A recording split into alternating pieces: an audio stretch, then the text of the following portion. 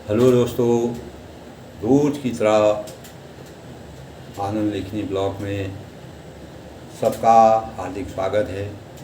सबकी मंगल भविष्य की कामना के साथ दोस्तों, आज भगवान शिव को समर्पित सोमवार का दिन है।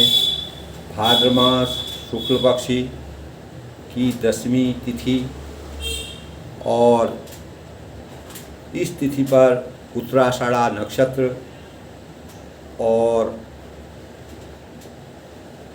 अनेक प्रकार के योग, अतिगंधा योग संयोग रहेगा। उत्तराषाढ़ा नक्षत्र का अर्थ है दोस्तों कि उत्तरार्ध या अपराजेय, सद्विजय पाने वाला, कुल परंपरा और मर्यादा का मान सम्मान रखने वाला गुण होता है। दोस्तों, जो भी उत्तराषाढ़ा नक्षत्र में पैदा होते हैं, इस नक्षत्र में जो जिनका जन्म होता है वह आकर्षक और मिलनसार होने के साथ ही असाधारण प्रतिभा के होते हैं और उनके कार्यों में अनेक प्रकार के समर्पण की भावना होती है। ईमानदारी उन पर कूट कर भरी रहती है। सदा कार्यों को पूरा करने के लिए उनके अंदर एक प्रकार की सामर्थ्य होती है। काफ़ी अधिक मेहनती और बुद्धिमान और अपने कार्यों को करने के में माहिर होते हैं। और दोस्तों, इसका स्वामी जो है सूर्यदेव हैं। सूर्यदेव यश और राजयोग के प्रतीक हैं। हमारे जीवन में जो भी यश और राजयोग की जो भी पद को जिस भी स्थान पर जिस प्रतिष्ठा में हम पाते हैं, वह सूर्य जो है राजा, सभी ग्रहों के राजा कहे जाते हैं। इस प्रकार दोस्तों, आज राहु काल जो है 7:30 से 9 बजे तक राहु काल का समय है। इस समय पर हमको अपने शुभ कार्यों से वर्जित करना चाहिए। अब तो लगभग वह समय जा भी रहा है दोस्तों, तो हमको राहु काल के समय कोई इस प्रकार के शुभ कार्य नहीं करना चाहिए। कहीं प्रस्थान करना है तो उस पर थोड़ा राहु जो है हमारे मार्ग में अड़चनें डाल सकता है। इस प्रकार के विधान हैं दोस्तों। होने को सप्ताह में 7 दिन हमारे लिए मंगलकारी होते हैं। अगर कोई दिन हमारे लिए मंगलकारी नहीं होता है, उसके विधि विधान से, अपने साधना से हम उसको ठीक कर सकते हैं। हर एक चीज़ का हमारे जीवन में विकल्प है। अगर हम उसके अंदर आस्था प्रदान करें तो हमें किसी प्रकार की कठिनाई से, अनेक प्रकार की कठिनाई से बचा जा सकता है। तो सोमवार के व्रत के लिए भगवान शिव की उपासना करने से हमारे जीवन में एक साधक के रूप में जीवन व्यतीत होता है। सुख समृद्धि और ऐश्वर्य की प्राप्ति होती है। दोस्तों, भगवान शिव जिस पर प्रसन्न होते हैं और सुख समृद्धि की प्राप्ति होती है। और इस समय दोस्तों सबसे बड़ी बात है, अभी अधिक मास जो है यानी 21 अधिक मास का समय है और अधिक मास जो है की वजह से पड़ने से सोमवार का दिन जो है शुभ व्रत का जो है 21 सितंबर से यानी 28 सितंबर तक का यह समय, इसके बाद व्रत विधान से आप कर सकते हैं। और चंद्रदेव ने दोस्तों महादेव की आराधना की थी और महादेव प्रसन्न होकर चंद्रदेव को अनेक प्रकार के क्षय रोग हैं, इस प्रकार की विषम प्रकार की बीमारियां हैं, उनसे शिव जो हैं हमको मुक्त करते हैं। और दोस्तों, हमारे शास्त्रों में अनेक प्रकार के इस प्रकार के विधान हैं।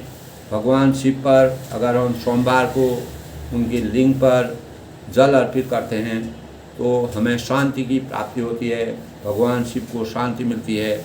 अगर ईश्वर को शांति मिलेगी तो निश्चित ही हमारे जीवन में उस शांति की यानी पॉजिटिव एनर्जी यानी सकारात्मक ऊर्जा का संचार हमारे जीवन में होता है। दोस्तों इसीलिए सोमवार को भगवान शिव की आराधना करके जल अर्पित करना चाहिए। भगवान शिव को बिल्वपत्र अर्पित करने चाहिए। जो भी आप कर सकें श्रद्धा भाव। भगवान दोस्तों किसी चीज़ के भूखे नहीं हैं। जैसे मैंने अपने पहले एक ब्लॉग के माध्यम से बताया कि दिया जलाना है, प्रकाशित करना है। हम अपने जीवन को प्रकाशित करने के लिए भगवान के सानिध्य में रख करके दीपक जलाते हैं, उजाला करते हैं, प्रकाशवान बनाते हैं। भगवान तो खुद ही प्रकाशवान है, उनको प्रकाश की ज़रूरत नहीं है। तो इसी प्रकार दोस्तों कोई भी कार्य हम अपने जीवन में करते हैं, भगवान की पूजा करते हैं, पाठ करते हैं, तो उससे हमारा जीवन, हम अपने जीवन को सकारात्मक दिशा में, सकारात्मक ऊर्जा की प्रेरणा के लिए करते हैं। और भगवान तो सर्वज्ञ, सर्वगुण विद्यमान हैं, वह सर्वत्र हैं, हर एक मनुष्य की आत्मा में है। उनके लिए न कोई धर्म है, न जाति है, न संप्रदाय है, कुछ भी नहीं। भगवान सबके हृदय में है।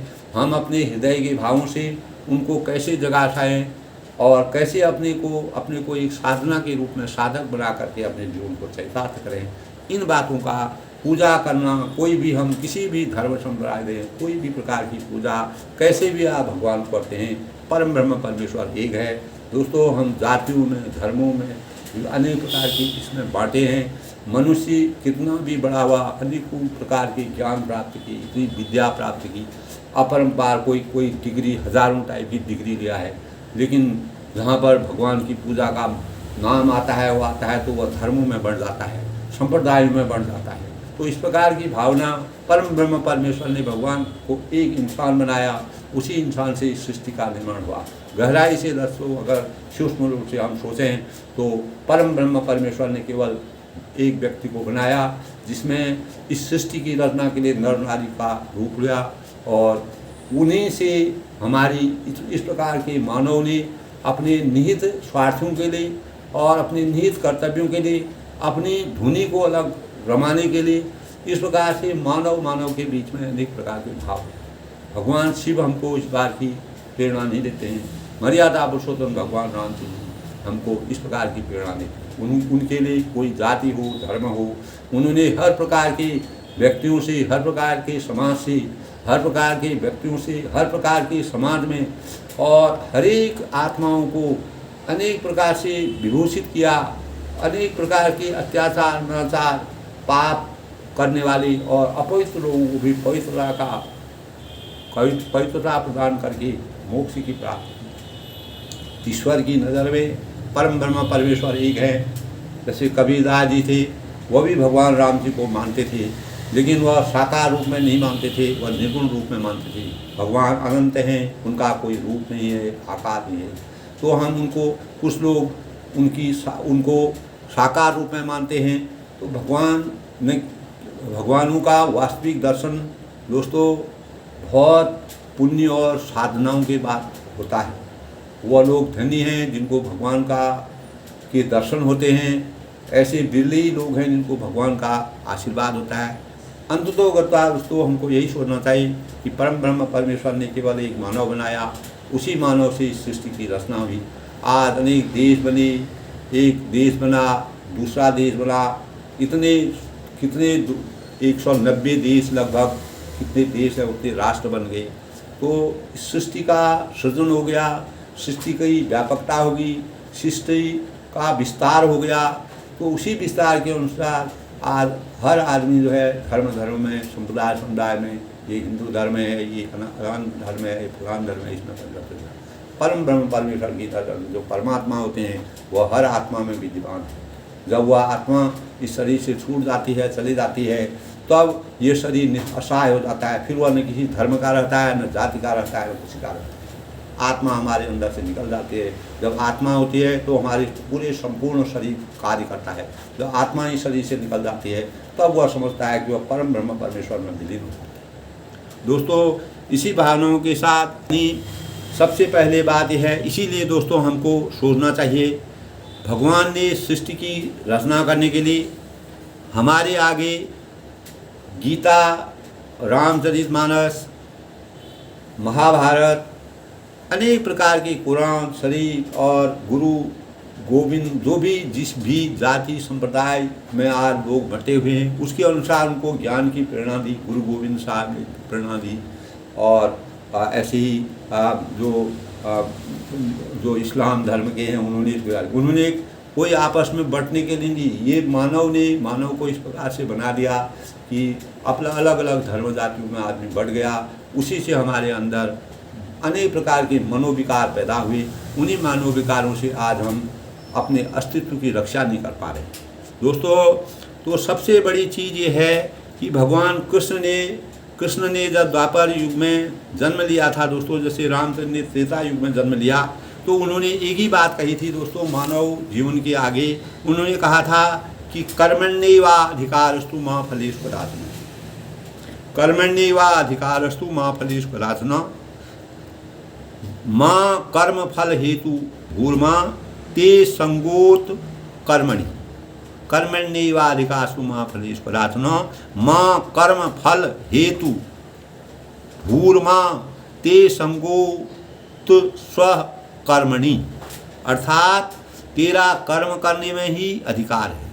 कोई भी व्यक्ति है, किसी जाति में अब बटा है, किसी धर्म में बना है, संप्रदाय में बना है, उसको भगवान ने केवल एक कर्म के लिए इस सृष्टि में पैदा किया है। उसके फल में कभी उसके फल में कभी नहीं।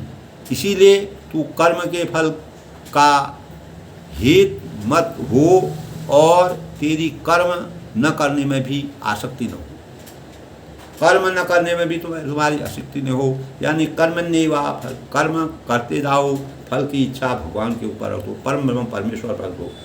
निश्चित है दोस्तों, अगर हम कर्म करेंगे तो फल हमको मिलना है। निश्चित है कभी कभी हमको जो कर्म हम करते हैं उसमें हम असफलता पा जाते हैं, लेकिन अंततोगत्वा जब हम उसकी कार्य विधि में लगातार लगे रहते हैं तो कभी न कभी हमको फल प्राप्त होता है। इसको कोई नकार नहीं सकता है। एक बार नहीं मिलेगा, दूसरी बार हमको फल मिलेगा। चाहे हमको 10 बार भी प्रयास करने पड़ेंगे, फल जो हम कार्य कर्म करेंगे उसका निश्चित ही हमको कुछ न कुछ वरदान मिलेगा। उसी से हम आज जो हमारे खिलाड़ी हैं गोल्ड मेडल ला रहे हैं, कोई कांस्य मेडल कांस्य ला रहे हैं, कोई सिल्वर ला रहे हैं, तो ये ऐसे ही ला रहे हैं, कर्म किया है उन्होंने। कर्म के आधार पर अपने कर्म किया है, इतना मेहनत करी है, इतना पसीना बहाया है, तो इसी कर्म की प्रेरणा उन्होंने अर्जुन को भी दी दोस्तों युद्ध के मैदान में भगवान कृष्ण भगवान ने।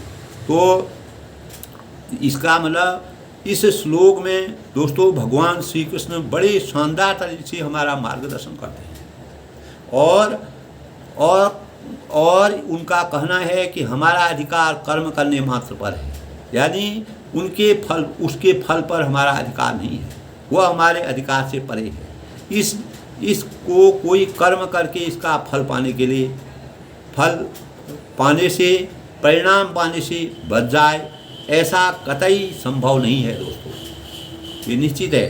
तो इसीलिए हमारे लिए महत्वपूर्ण यह है कि हमेशा शुभ कर्म, पुण्य कर्म और जिसमें हमें शुभ फल प्राप्त हों, सुखद फल प्राप्त हों, और बुरे कर्म और पाप कर्म अभिशाप से हम दूर रहें, जिससे हम बुरे फल व दुखद परिणाम से बच सकेंगे। हमारा जीवन सार्थक हो जाएगा।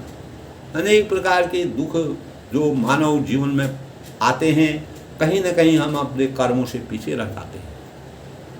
अगर हम अपने कर्मों को सार्थक नहीं देंगे, कर्म में अनेक प्रकार की परीक्षाएं भगवान लेते हैं, तो उन परीक्षाओं से हमको आगे उभरना है। दोस्तों आज के विषय में मैंने कर्म के बारे में इसे बताया कि हमें कभी भी भाग्य के भरोसे नहीं रहना। भाग्य भी तभी काम करेगा जब हम कर्म करेंगे।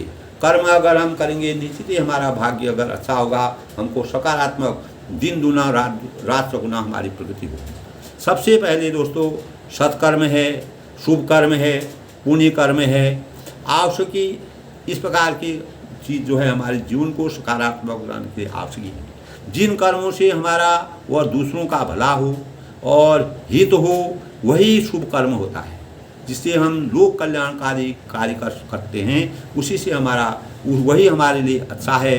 पुण्य कर्म और जिन कर्म में स्वयं के साथ दूसरों का अहित होता है और बुरा होता है, दूसरों को दुख व पीड़ा होती है, वे सभी कर्म पाप कर्म कहा जाता है, जिससे अनेक आत्माओं को अशांति पहुंचती है, अनेक आत्माएं दुखित होती हैं। जिस प्रकार विश्वामित्र के यज्ञ को राक्षसों ने अनेक प्रकार से विध्वंस करने की कोशिश की, तो वह आत्मा जो है वह पाप कर्म है। और इसी प्रकार दोस्तों आत्मा, इससे हमको आत्मग्लानि होती है। वे पाप कर्म इन्हीं को कहते हैं। बुरे कर्म जैसे कोई आदमी चोरी करता है, बेईमानी करता है, हत्या करता है, लूट करता है, हिंसा करता है, अनेक प्रकार के अपराध करता है, दूसरों को सताता है, दूसरों की आत्मा को दुखित करता है, परेशान करता है, अनेक प्रकार के नुकसान पहुंचाने की कोशिश करता है, तो ये सब हमारे पाप कर्मों के द्योतक हैं। यानी इससे हमको हमारे जीवन में अभिशाप पैदा होता है। इसी प्रकार जिन कर्मों को करते हुए हमें आत्मसंतोष की प्राप्ति होती है और आत्मगौरव हमारा प्राप्त होता है, हमारी आत्मा तृप्त होती है, हमारे अंदर अनंत आनंद की प्राप्ति होती है, हम उसका एहसास करते हैं। सभी कर्म शुभ कर्म हमारे जीवन में, अगर हम जो सकारात्मक अच्छी सोच से कोई कार्य करते हैं, वही कार्य हमारे जीवन में संतोष का अनुभव अगर करते हैं, वही कर्म शुभ है। सत्कर्म और पुण्य कर्म जैसे दोस्तों दान है, हम परोपकार करते हैं, दूसरों को सुख देते हैं, कोई ज़रूरतमंद आदमी है उसकी रक्षा करते हैं, कहीं पर कोई परेशान है उसकी मदद करते हैं, कोई भी कार्य अब ईश्वर की उपासना करते हैं, गुरु की सेवा करते हैं और जन सेवा समाज सेवा करते हैं, ईमानदारी और कर्तव्य परायणता का हर जगह परिचय दिखाते हैं, तो दोस्तों वह सब पुण्य कर्मों के प्रतिफल हैं। वह भगवान द्वारा हमारे ऊपर आती हैं। अगर हम सकारात्मक दिशा की तरफ जाएंगे, हम अपनी बुद्धि को सही दिशा में ले जाएंगे, निश्चित ही वह हमारे सत्कर्मों का पुण्य फल होगा।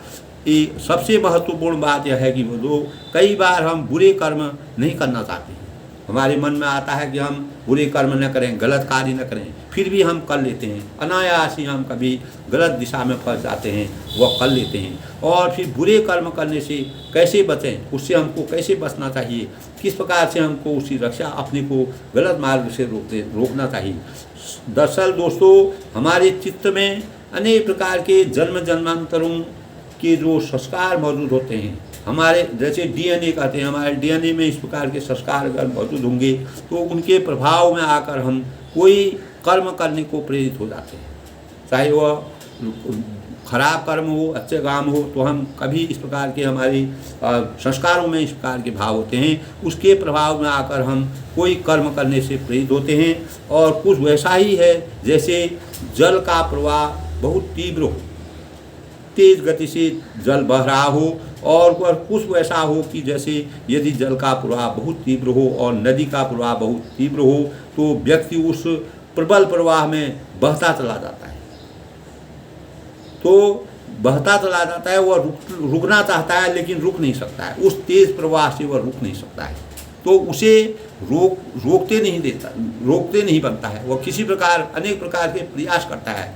इसी प्रकार दोस्तों हमारे उसी दिशा में वह बहता जाता है और वह बहता जाता है, निरंतर वह लगातार बहता जाता है। यानी एक बार अगर हम गलत दिशा की तरफ जाते हैं, फिर हमको उस दिशा से रोकना, जिस प्रकार नदी के बहाव में हम बहते जाते हैं, तीव्र गति से अगर बहती है तो अत्याधुन बारिश हो जाती है, तो जब हम कभी भी नदी या ऐसी जगह चले जाते हैं तो हम कोई भी व्यक्ति अगर बहता है तो बहता ही चला जाता है। इसी प्रकार हमारे अंदर दुर्गुणों का अगर संचार होता है, ऐसी चीज़ें हमारे अंदर आती हैं, तो हम उस पाप की तरफ आते हैं। वही चीज़ अगर हम सकारात्मक समझे सोचेंगे तो उस नदी के प्रवाह के समान भी हम अपने जीवन को, यदि हमारे अंदर हमने किसी चीज़ को यानी विवेक से, अपने ज्ञान और बुद्धि के बल से विवेक का अगर उसमें विवेक से कार्य किया होगा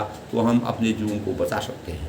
दोस्तों यदि हमारे चित्त में बुरे कर्मों के संस्कार बहुत प्रबल होते हैं तो उसे प्रबल प्रवाह में न चाहते हुए भी व्यक्ति चाहता जाता है, और वह इच्छा या अनिच्छा पूर्वक उसे बुरे कर्म में बुरे कर्मों में वह लिप्त हो जाता है। वह उसकी इच्छा भी नहीं होती है या अनिच्छा, कोई भी भाव आते हैं, लेकिन वह बहता जाता है, उसको उसका ज्ञान नहीं होता है। उसी प्रकार यदि शुभ और पुण्य कार्यों का संस्कार प्रबल हो तो भी व्यक्ति उस प्रबल प्रवाह में बहकर शुभ कर्म पुण्य कर्म करने के लिए प्रेरित होता है। दोनों चीज़ हैं दोस्तों। नदी के बहाव में अगर हम अपने को संभालने की कोशिश करेंगे, कैसे अगर हमारे कर्म अच्छे होंगे, हम उसी प्रकार अगर हम अपनी गति को गलत कार्य में ही लगाएंगे, जैसे नदी बहते हुए आदमी के लिए कोई प्रकार का किसी प्रकार का विकल्प नहीं रखती है, उसी प्रकार जो बुरे कर्म हैं उनके लिए भी कोई विकल्प भगवान के पास नहीं होता है, भगवान की नज़रों में नहीं होता है। तो बुरे कर्म में उनकी रुचि नहीं होती है, क्योंकि चित्त के संस्कारों का प्रवाह ही पुण्यमय। दोस्तों, हमारा चित्त का जो स्वभाव होता है, जो हमारे संस्कार होते हैं, वही धर्ममय है, जिसके कारण हम स्वभावतः उसी दिशा में बहते जाते हैं। तो महाभारत में भी दोस्तों आपने पढ़ा होगा कि दुर्योधन कई प्रकार के बुरे कार्यों में लिप्त थे। मैं बार बार महाभारत का प्रकरण करता हूँ दोस्तों। तो अनेक प्रकार से वह बुरे कर्मों में लिप्त थी। वह भली भांति जानता था कि कर्म क्या है, और वह बोलता भी है, ना जानामि कर्मम करके, मैं सब जानता हूँ, मैं कर्म भी जानता हूँ, कैसे क्या करना है, साधना भी जानता हूँ, सब कुछ, लेकिन मेरे में कार्य करने की प्रवृत्ति नहीं है, उस ओर आने की प्रवृत्ति नहीं है। तो कर्मों में लिप्त था, भली भांति जानता था कर्म क्या है करके, तो अधर्म क्या है वह सभी जानती, पुण्य कथा क्या है, पाप क्या है, पर उसके लिए समस्या यही रही कि वह अपने चित्त में बुरे संस्कारों का प्रबल वेग में बहता रहा।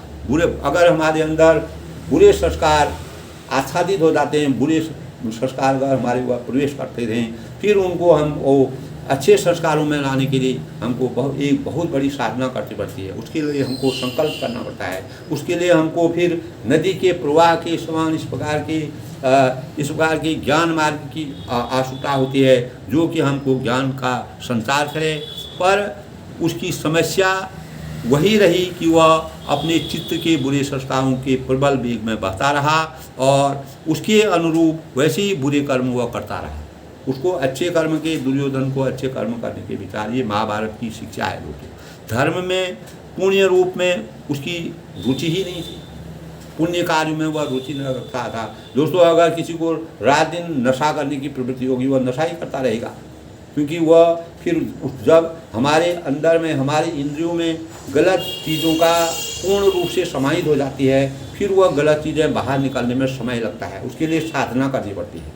तो हमको अच्छे कार्यों को प्रेरित करने के लिए अपने को साधक बनना पड़ता है, साधना करनी पड़ती है।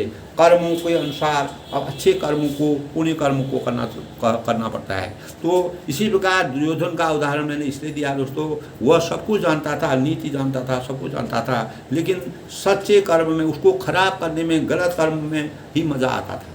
यही होता है दोस्तों, अगर आदमी बुरी संगत में फंस जाता है, किसी चीज़ का आदी हो जाता है और अपनी इंद्रियों को वह अपने बस में नहीं कर पाता है, अनेक प्रकार के व्यसन उसके अंदर आ जाते हैं, अनेक प्रकार के गलत भाव आ जाते हैं, तो वह फिर गलत ही मार्ग में बहता जाता है।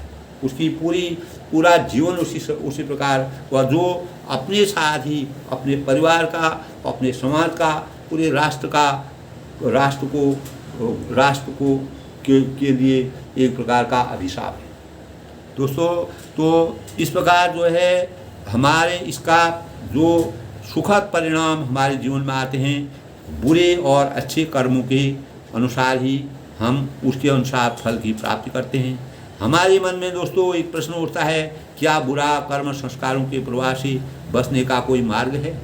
इसका अगर कोई मार्ग है तो वह मार्ग है, इसका कोई, जब आदमी पूर्ण रूप से बह जाता है, उसका अवश्य ही उपाय है, जिसे अपनाकर हम उस प्रवाह से बाहर निकल सकते हैं। हर चीज़ का विकल्प होता है दोस्तों, निकल सकते हैं। अरुचि होते हुए भी हमें शुभ कर्म, पुण्य कर्म और करने का अभ्यास करते रहना चाहिए। अगर हम उस अभ्यास से हमको इस प्रकार का सानिध्य मिलेगा, जिससे हम अभ्यास करके अपने खराब से खराब जीवन को सही अच्छा बना सकते हैं। और रोगी को कड़वी दवा रुचिकर तो नहीं लगती है। कोई रोगी होता है, उसको हम कड़वी दवा, जिस प्रकार रोगी होता है उसको दवा कड़वी लगती है, लेकिन उसका वह रोग मुक्त होने के लिए अरुचिपूर्वक इस कड़वी दवा को उसको मजबूरी खानी पड़ती है, क्योंकि उसका शरीर सही होगा। इसी प्रकार जो आदमी गलत पाप कर्मों से अभिशप्त है, उसको अगर सही समाज में आना है, अपने जीवन को सकारात्मक बनाना है, तो उसको अच्छे लोगों के सानिध्य में आना पड़ेगा और उस कड़वी दवा का सेवन करना पड़ेगा जो उसके लिए कड़वी लग रही है, लेकिन लोग के लिए, लोग संसार के लिए वह कड़वी नहीं है। उससे अनेक प्रकार के आशीर्वाद मिलते हैं, भगवान के सानिध्य में आते हैं। तो दोस्तों, रोगी की स्वादिष्ट रोगी जो होता है, कोई भी मरीज होता है, बीमारी होता है, स्वादिष्ट भोजन ही अरुचिकर, अगर कितना भी अच्छा भोजन लाएंगे तो उसके अंदर इस प्रकार के विकार आ जाते हैं, शरीर इतना रुग्ण हो जाता है, उसको वह भी अरुचिकर लगता है। हमने अपने जीवन में इसको देखा है दोस्तों।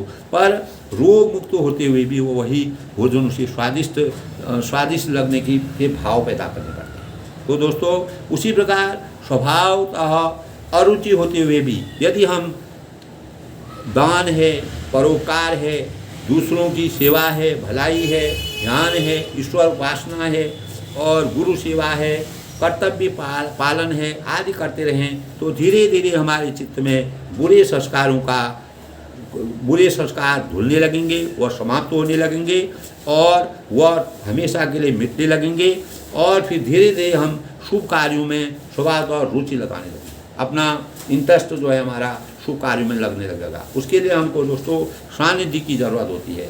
अपने कर्म को सही करने के लिए हमारे पास विकल्प है। विकल्प केवल यही है दोस्तों कि हमको इस प्रकार के कार्य करना चाहिए। परोपकार है, दूसरों का हित है, इसके लिए हमको अच्छे समाज की ज़रूरत होती है। अगर हम ये समझते हैं कि हम गलत कर रहे हैं, गलत कार्य कर रहे हैं, अंततोगता दुर्योधन का क्या हुआ? तो उनको जो है हमेशा के लिए इस संसार से विदा होना पड़ा और अनेक प्रकार के आज भी वह अवहेलना के पात्र हैं। दोस्तों, पाप पुण्य करने से केवल अपने जीवन ही नहीं, जीवन भर एक प्रकार का आदमी को अवहेलना का पात्र बनना पड़ता है। उसी अवहेलना के पात्र न बन के हम पुण्य कार्य को करके, कर्म में विश्वास करके और कर्म के सानिध्य से दोस्तों इस प्रकार के प्रेरणा के कार्य करने चाहिए, जिससे हमारा जीवन पुण्यों से भरे और हमारा जीवन सार्थक हो। दोस्तों, इन बातों को मैं इसलिए संज्ञान में लाता हूँ कि इसलिए मैं इनमें कहीं से भी प्रेरणा, किसी को कहीं से भी प्रेरणा मिल सकती है। इसी प्रकार रामचरितमानस का पाठ करने से दोस्तों हमारे मन में कर्म के प्रति भाव जागते हैं, हम अकर्मण्य नहीं बनते हैं, हमने जो उनको नकारात्मकता की तरफ नहीं ले जाते हैं। अनेक प्रकार के इस प्रकार के भाव हमारे मस्तिष्क में आते हैं। कबीरदास जी थे, कबीरदास जी भी दोस्तों भगवान राम जी को मानते थे, लेकिन वह निर्गुण रूप में मानते थे, भगवान का कोई रूप नहीं, रंग नहीं। और वह ये भी जानते थे कि भगवान जो है दशरथ जी के वहाँ पैदा हुए और वह केवल दशरथ के पुत्र नहीं थे, वह इस संसार में राम भक्त परम ब्रह्म परमेश्वर के रूप में अवतरित थे। इस प्रकार के अनेक जगह प्रकरण जो है कबीरदास जी भी थे, वो भी ज्ञानी थे दोस्तों। उनको भी इस संसार के बारे में जिस प्रकार की रचना उन्होंने की है वो भी रामायण के भावों से मिलते जुलते हैं। लेकिन वह निर्गुण रूप में भगवान को निराकार रूप में मानते थे और एक ऐसे घर में पैदा होने पर भी, जुलाए के घर में पैदा होने पर भी उन्होंने अनेक प्रकार के ऐसे कार्य किए, इस प्रकार के साहित्य की रचना की जो आज हमको प्रेरणा मिलती है। उनके किसी भी चीज़ को पढ़ो तो उन्होंने गुरु गोविंद दोनों भई काके लागू पाएँ, बलिहारी गुरु आपने गोविंद जी को बताए। इस प्रकार के भाव दोस्तों उनके रचनाओं में मिलते हैं। तो ये हमारे लिए बहुत ही प्रेरणा के स्रोत हैं। कबीरदास जी का इस प्रकार का वचन है। कल के प्रसंग में दोस्तों हम जो है जब रामचंद्र जी अयोध्या में प्रवेश करते हैं और जनक जी उनको मिलते हैं और राजा विश्वामित्र से जनक जी का स्नेह है, वह मुनि का आदर करते हैं, सम्मान करते हैं। उसी प्रकार वह रामचंद्र जी, राम लक्ष्मण जी को अनेक अच्छी प्रकार बैठा करके उनका जिस प्रकार एक अतिथि का सम्मान किया जाता है उसी प्रकार उनका सम्मान करते हैं और सम्मान करने से अपने को अहोभाग्य का पात्र समझते हैं। भगवान उनके वहाँ विराजमान हैं, भगवान की छटा विराजमान है। अंतर इंट्यूशन हो जाता है दोस्तों। अगर भगवान कहीं पर आते हैं तो जनक जी के मन में इस प्रकार का कोई बात वह बोल नहीं पा रहे थे, और विश्वामित्र जी से उन्होंने मन को प्रेम से मग्न जानकर राजा जनक को विवेक का आश्रय लेकर उन्होंने बुद्धि और विद्या का प्रयोग करके अपने विवेक को आच्छादित करके का आश्रय लिया, और अनेक प्रकार अपने हृदय में धीरज धारण किया, और मुनि के चरणों में सिर नवाकर गदगद प्रेम भरी गंभीर वाणी से उन्होंने क्या क्या कहा।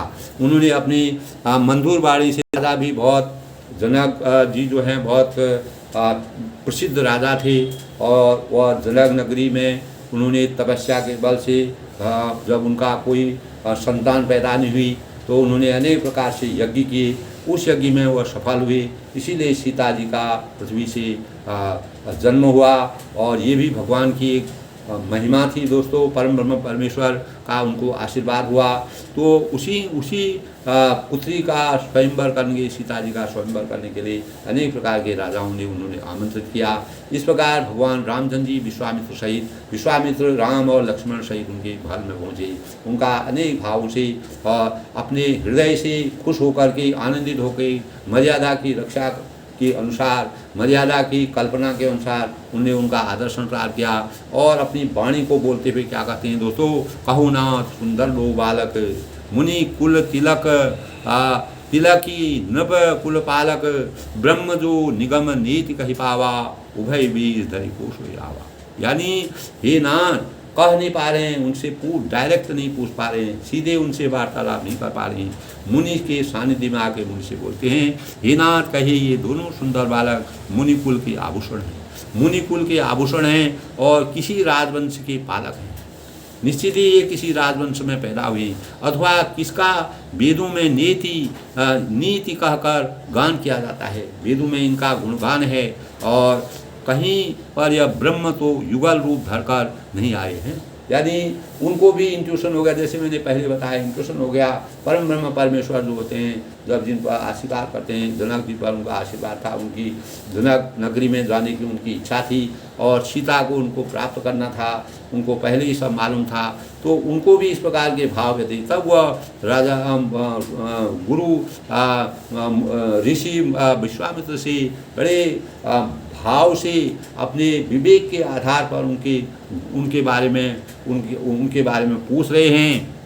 सहज विराग रूप मन मोरा, थकित होत जिम चंद चकोरा, ताते प्रभु पूछऊँ सती भाऊ, कहूँ नाथ जनि कहूँ दुरा। यानी मेरा मन जो स्वभाव से ही बैरागी रूप बना हुआ है, मैं स्वभाव से ही बैरागी का रूप लिया हुआ हूँ, और इन्हें देखकर इस तरह मुग्ध हो गया हुआ हूँ कि चंद्रमा को देखकर इस प्रकार चकोर, यानी मैं रात दिन 24 घंटा परम ब्रह्म परमेश्वर इन दोनों को देखता आया हूँ। कभी भी दोस्तों इस प्रकार के भाव आते हैं, और कोई सुंदर होता है, दिखने में सुंदर होता है, सब कुछ अच्छा होता है, तो उसको लोग देखने की रुचि पैदा करते हैं। उनके तेज में, उनके मस्तक में, उनके शरीर में इस प्रकार का तेज होता है, उस तेज को देख कर के लोगों में एक प्रकार के सकारात्मक भावों का उद्वेग होता है, उस प्रकार के भाव पैदा होते हैं। इसी प्रकार भगवान रामचंद्र जी और लक्ष्मण जी को देख करके मुनि के साथ जो आए हुए हैं, उनको देख करके जनक जी जो हैं किंग कर्तव्य विमूढ़ हो गए, और वह अनेक प्रकार के भाव उनके मस्तिष्क में आने लगे, अनेक प्रकार के। तो मेरा मन जो स्वभाव से बैरागी रूप बना हुआ है, यानी मैं बैरागी रूप इन्हें देखकर इस तरह मुग्ध हो रहा हूँ, मैं इस प्रकार से खुश हो रहा हूँ, आनंद की अनुभूति कर रहा हूँ, जैसे चंद्रमा को देखकर चकोर जो है लगातार जब चंद्रमा को देखता रहता है तो वह रात दिन चंद्रमा की तरफ नज़र लगाए रहता है, उसी प्रकार मेरी भी नज़रें इनसे एक पल भी इधर उधर नहीं होती है। हे प्रभु, इसलिए मैं आपसे सत्य बिना किसी छल के, बिना किसी यानी निश्चल भाव से, बिल्कुल स्पष्ट भाव से पूछता हूँ कि है ना, बताइए, छिपाव नहीं कीजिए, इनके बारे में विस्तृत रूप से बताइए, ये हैं कौन, क्या हैं, इनका विस्तार रूप से वृत्तांत बताइए। इसकी अपेक्षा वो कर रहे हैं। वैसे उनको इंट्यूशन हो जाता है कि ये भगवान के रूप हैं, पहले ही पता चल जाता है। इन्हीं बिलो कर अति अनुरागा, बरबस ब्रह्म सुखई मन त्यागा, कहा मुनि बिहसी कहूँ गनी का वचन तुम्हार न हो। देखो, भगवान रामचंद्र जी, मर्यादा पुरुषोत्तम भगवान रामचंद्र जी परम ब्रह्म परमेश्वर जहाँ पधारे हुए हैं, वहाँ पर वैसे ही सुंदर छवि हो गई है। चारों ओर आनंद की छाया छवि हो गई है। सब लोग आनंद की सुख का अनुभव कर रहे हैं और जनक जी के मन में अपार आनंद का आनंद की अनुभूति हो रही है, प्रसन्न हो रहे हैं। और तब वह कहते हैं, इनको देखकर ही अत्यंत प्रेम के वश होकर मेरे मन में ज़बरदस्ती ब्रह्म सुख को त्याग दिया है। यानी जो ब्रह्म सुख होता है वह मेरे लिए अब ये हो गया कि भगवान परम ब्रह्म परमेश्वर को पाने के लिए हमारे अंदर जिस प्रकार की भावना पैदा होती है, हम जिस प्रकार से भक्ति भाव करते हैं, साधना करते हैं, उसकी भी मेरे को तृप्ति हो गई है इनको देख कर। यानी कहने का तात्पर्य है कि परम ब्रह्म परमेश्वर मेरे घर में पधार गए हैं और उनके मुझे साक्षात दर्शन हो गए हैं। अब मुझे परम ब्रह्म परमेश्वर को पाने की लालसा खत्म हो गई है। यानी मेरा पूरा अहोभाग्य में हो गया हूँ। तो मुनि ने हंसकर कहा, हे राजन, आपने ठीक यथार्थ ही कहा, तुम सही जानते हो, तुमने सही पकड़ा। यानी जो मन में तुम्हारी बात आई, आपका वचन मिथ्या नहीं जा सकता है। आप जो चीज़ सोचते हैं, महान लोग हैं, महान राजा हैं, पुण्यात्मा राजा हैं, दान करने वाले हैं, पुण्य करने वाले हैं, अपने प्रजा को सुखी करने वाले हैं। तो सच्चे मार्ग में सच्चे कार्य को करने वाले लोग कभी गलत नहीं सोच सकते हैं। जो आपने अपने मन में सोचा है ये बिल्कुल 100% मतलब ये सही है। ये प्रिय सबई जहाँ लगी पानी, मन मुस्काए राम सुखबानी, रघुकुल मनि दशरथ की राई, मम हित लाग नरेश। तो दोस्तों विस्तार से कहते हैं, जगत में जहाँ तक जितने भी प्राणी संसार में इस सृष्टि में पैदा हुए वे सभी को प्रिय हैं। मुनि की रहस्य भई वाणी सुनकर श्री राम जी की मन ही मन मुस्कुराते हैं। भगवान अंदर ही अंदर आनंद की अनुभूति का अनुभव कर रहे हैं, अंदर ही अंदर सोच रहे हैं। उन दोनों की वार्तालाप हो रही है, जनक जी और विश्वामित्र जी में संवाद हो रहा है, उसका आनंद भगवान परम ब्रह्म परमेश्वर ले रहे हैं। हंसकर मानो संकेत करते हैं कि रहस्य खोलिए नहीं, मेरे बारे में संपूर्ण मत बताइए। तो ऐसा बताने पर मैं वह रहस्य को नहीं खोलना चाह रहे हैं। तब मुनि ने कहा, उन्होंने केवल संकेतों से कहा। तब दोस्तों अगर हम कहीं पर कोई अपने मन की भाव को स्पष्ट सामने नहीं करना चाहते हैं तो हमको अनेक प्रकार के संकेत होते हैं। इसी प्रकार जब जानकी जी और रामचंद्र के साथ वन में जानकी जा रही थी रामचंद्र जी और लक्ष्मण के साथ, तो वहाँ के गांव की स्त्रियाँ पूछती हैं कि ये जो आगे पीछे हैं तुम्हारे, स्त्रियाँ पूछती हैं, और रामचंद्र जी लक्ष्मण से डायरेक्ट नहीं बोल सकती हैं, सीधे नहीं बोल सकते हैं। वह पूछती हैं ये तुम्हारे आगे कौन है, पीछे कौन है, ये तुम्हारे क्या लगते हैं। तब वो आंखों से नज़र से इशारों करके बताती हैं कि ये मेरे पति हैं और ये मेरे देवर हैं, और इस प्रकार के भाव वो अपने संकेतों से बताती है। उस समय दोस्तों मर्यादा की रचना होती थी, अपने पति के सामने बोलने में, समाज के सामने बोलने में इस प्रकार का भाव थे, मर्यादा थी, मर्यादा की रक्षा करनी थी हमको। समाज में उस समय का परिवेश उसी टाइप का था और हर एक जगह अपनी मर्यादा का ध्यान रखना पड़ता था। मर्यादा की जो लक्ष्मण रेखा है उससे हमको पार नहीं होना पड़ता था। इस प्रकार के भाव हमको सीता जी के भी चरित्र में, सीता माता के चरित्र में मिलती है। तो भगवान ने इशारों से जो है मुस्कुराते हुए हंसकर मानव संकेत दिए कि रहस्य मत खोलिए। तब मुनि ने कहा, हे रघुकुल महाराज दशरथ के, ये भगवान दशरथ यानी राजा दशरथ की पुत्र हैं और मेरे हित के लिए राजा ने इन्हें मेरे साथ भेजा है। यानी मेरे यज्ञ की रक्षा के लिए, मेरे तप की रक्षा के लिए, मेरी साधना के लिए। इस संसार में अनेक प्रकार के राक्षसों का समूह मेरे को सता रहा था, तो उनसे बचने के लिए और लोक कल्याण के लिए ये संसार में इन्होंने जन्म लिया है। ये दशरथ जी के सुपुत्र हैं और इन्होंने जन्म लेके मेरे साथ ही आ रहे हैं। राजा दशरथ ने इतना बड़ा दान आदमी कर देता है लेकिन पुत्र को कोई नहीं देना चाहता है। लेकिन राजा दशरथ में ज्ञान की प्राप्ति हुई, तब वशिष्ठ जी ने उनको समझाया कि समझाने पर जो है दशरथ जी ने उनको निस्वार्थ जो है भगवान को, विश्वामित्र जी को समर्पित कर दिया। धर्म की रक्षा के लिए, इस संसार में अन्याय को हमेशा के लिए मिटाने के लिए, धर्म की स्थापना के लिए भगवान अपना अवतार लेते हैं। इसी प्रकार भगवान रामचंद्र ने अपना अवतार लिया। उसी अवतार के बारे में जो विश्वामित्र जी हैं वह जनक जी को अपना पूरा विस्तार से बताते हैं। राम लखन दो बंधु बराव, रूपशील बलधाम, मघ रागम सब राग लघु जीते असुर।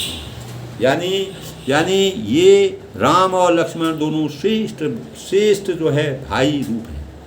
ये इस संसार में अनेक प्रकार के भाई बंधुत्व, भाई की रूपरेखा को, भाई की मर्यादा को इस संसार में, इस सृष्टि में हमेशा हमेशा के लिए जगाने के लिए इनका इनका इनका जन्म हुआ है, इन्होंने अवतार लिया है। और शील और बल के ये धाम हैं, इनके अंदर इतना शील है, इतना गंभीर है। नदी जिस प्रकार समुद्र होता है वो गंभीर होता है, इसी प्रकार राम सिंह का चरित्र है। इसी प्रकार लक्ष्मण जी की बल के धाम हैं और घर हैं, और सारा जगत, पूरा सृष्टि जो है, पूरा ब्रह्मांड जो है इस बात का साक्षी है। पूरा ब्रह्मांड जानता है कि इन्होंने युद्ध में असुरों को जीतकर मेरे यज्ञ की रक्षा की।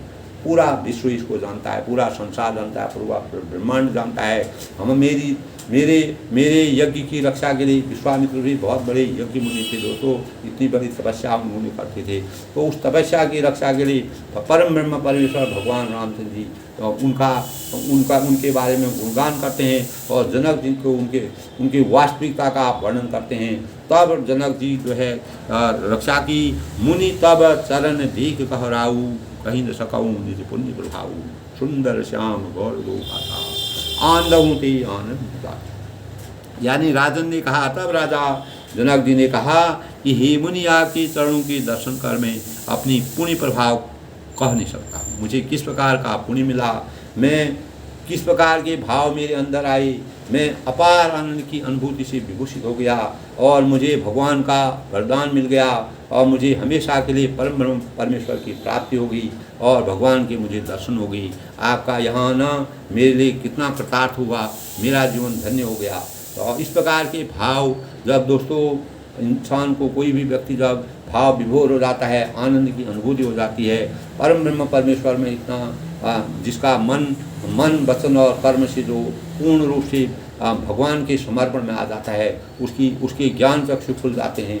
वह फिर इस संसार के माया मोह, इस संसार के अनेक प्रकार की जो भौतिक संपदा है और अनेक प्रकार की उससे उनका मोह खत्म हो जाता है, और वह धर्म की स्थापना करके इस संसार में जागृति और लोक कल्याण के कार्य करने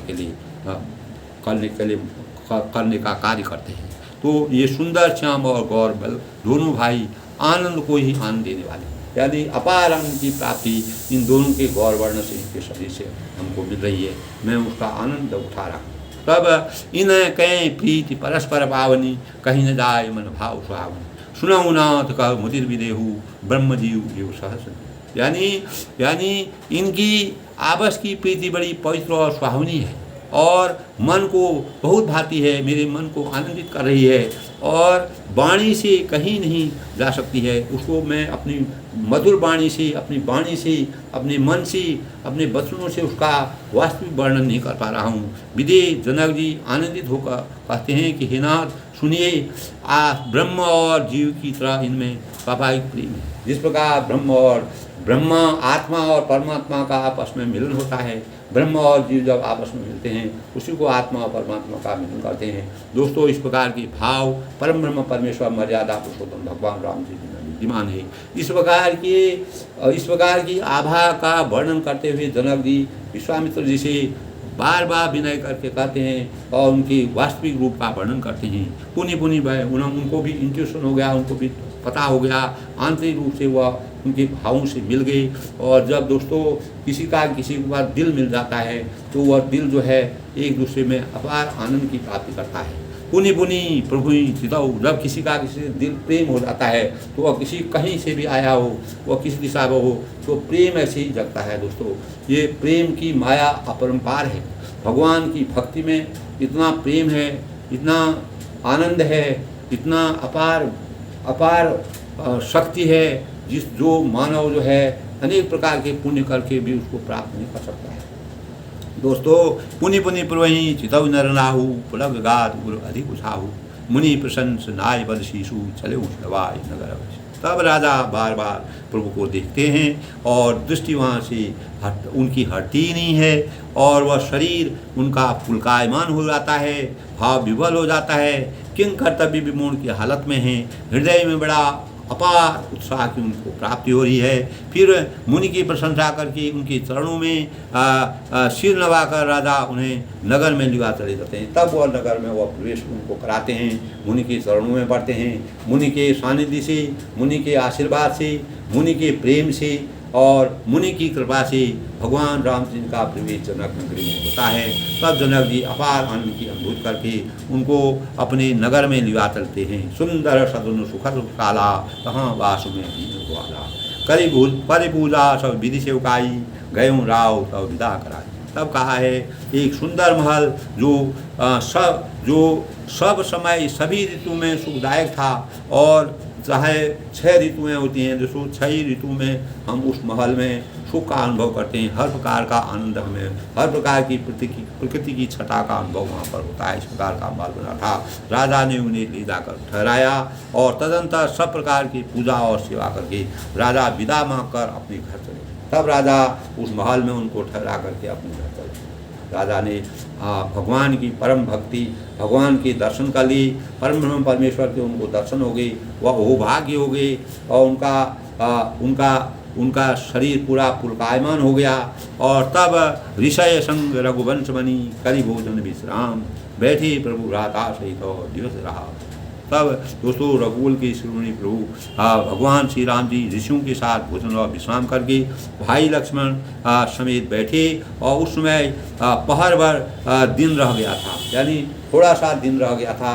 तो भगवान जो है उस समय उन्होंने अपना विश्राम किया। विश्राम करने के बाद उस महल में उनको ठहराया। तो वहाँ पर उन्होंने अपना भोजन जो जनक जी द्वारा जिस प्रकार का वहाँ पर आवा भगत की गई थी और वहाँ पर भक्ति की। दोस्तों इसी प्रकार परम ब्रह्म परमेश्वर जब इस संसार में अवतरित हो जाते हैं, राजा जनक को पहले ही इंट्यूशन हो गया था। तो ये भी मालूम है कि भगवान फिर परीक्षा लेंगे और सभी राजाओं की परीक्षा के बाद भगवान राम जी अंत में जनक के संताप को समाप्त करने के लिए, उनके दुख को हरने के लिए, जब कोई भी शिव जी के धनुष को नहीं तोड़ पाया, तब भगवान रामचंद्र जी ही शिव जी के धनुष को तोड़ के सीता के स्वयंवर बताते हैं। इस प्रकार के भाव आगे आएंगे।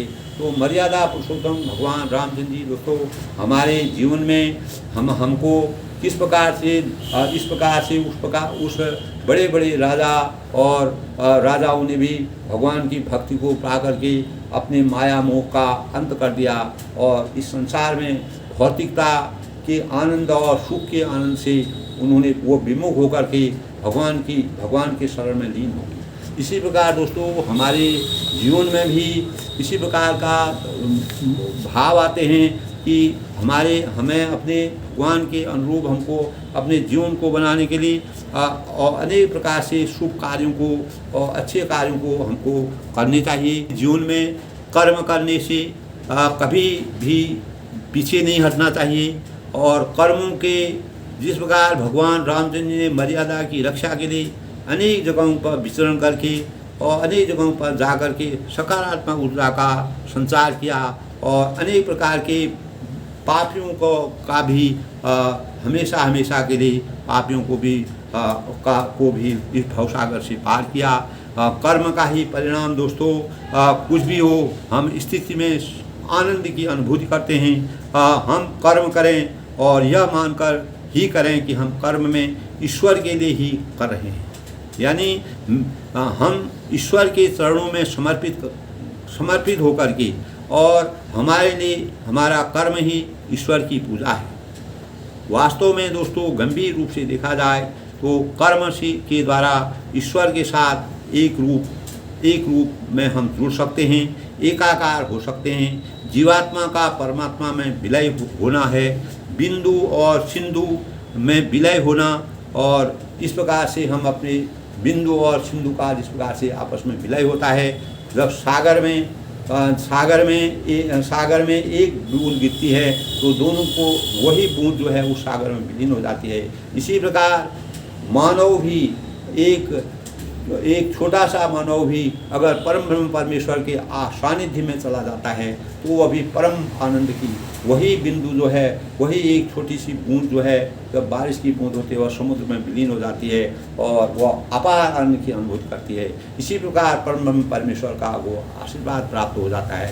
तब जनक जी को जब भगवान रामचंद्र जी का आशीर्वाद के दर्शन हुए, परम ब्रह्म परमेश्वर के सानिध्य में चले गए, अनेक प्रकार के उन्होंने जो जनक नगरी में जो जिस प्रकार की आनंद की अनुभूति की थी, उनको वैराग्य जैसा उनको हो गया। तब उनको परम ब्रह्म परमेश्वर की प्राप्ति हो गई और वह अपने को अहोभाग्य करने लगे और उन्होंने अपने मस्तिष्क को, अपने ज्ञान चक्षु उनके खुल गए, उनके अंदर अपार प्रसन्नता की अनुभूति हो गई। दोस्तों, इसी प्रकार हम भी भगवान अपने कर्म के माध्यम से अपने कर्मों को सकारात्मक दिशा में ले जा करके अपने कर्मों को, छोटा छोटा कर्म भी हमारा होता है जो हमारा कर्तव्य निष्ठा पर आधारित होता है। अगर हम उस कर्म में हम पूर्ण रूप से समर्पित होंगे, निश्चित ही हमको भगवान की प्राप्ति होगी, हम परम ब्रह्म परमेश्वर के दर्शन कर पाएंगे। अनेक लोग ऐसे हैं दोस्तों जो भगवान को सहज ही में प्राप्त कर लेते हैं और वह दृश्य जो भगवान को प्राप्त कर लेते हैं, क्या जनक जी को कभी ऐसा एहसास था कि भगवान राम जी मेरे वहाँ आएंगे? लेकिन मुनि विश्वामित्र जो भक्ति में साधक थे, भक्ति उनकी अपरंपार भक्ति थी, भगवान रामचंद्र जी जैसे परम ब्रह्म परमेश्वर मर्यादा पुरुषोत्तम भगवान रामचंद्र जी उनकी रक्षा की, उनकी यज्ञ की रक्षा की, उनको तप करने के लिए भगवान की प्रेरणा, जन जन में प्रेरणा को प्राप्त करने के लिए भगवान ने खुद अवतरित होकर के उनके यज्ञ की रक्षा की और यज्ञ की पराकाष्ठा को इस सृष्टि में फैलाने के लिए इस प्रकार से अनेक प्रकार के पुण्य के कार्य किए जो आज भी संसार में पूरे ब्रह्मांड में विद्यमान है। चाहे दोस्तों धरती में कुछ भी हो जाए, लेकिन परम ब्रह्म परमेश्वर एक हैं, ब्रह्म एक हैं, उनको मानना पड़ेगा। कोई किसी जाति का हो, धर्म का हो, परमात्मा ने केवल एक मनुष्य बनाया और वही मनुष्य ने सृष्टि की रचना करके आज इतना विशाल संसार महानाट्यशाला बन गई। तो परम ब्रह्म परमेश्वर का ध्यान सबको लगाना चाहिए। अपनी वाणी को विराम देते हुए आज के प्रसंग में दोस्तों बस इतना ही। कल फिर मिलते हैं और सबका जीवन खुश रहे, प्रसन्न रहे, सब प्रसन्न चित्त रहे। आज शिव जी का आशीर्वाद सबके जीवन पर रहे और इसी कामना के साथ सबके मंगल मोक्ष की कामना करता हूँ। बड़ों को मेरा नमस्कार है, छोटों को मेरा आशीर्वाद है। सबके मंगल मोक्ष की कामना के साथ कल के प्रसंग में फिर मिलते हैं दोस्तों। सबका धन्यवाद।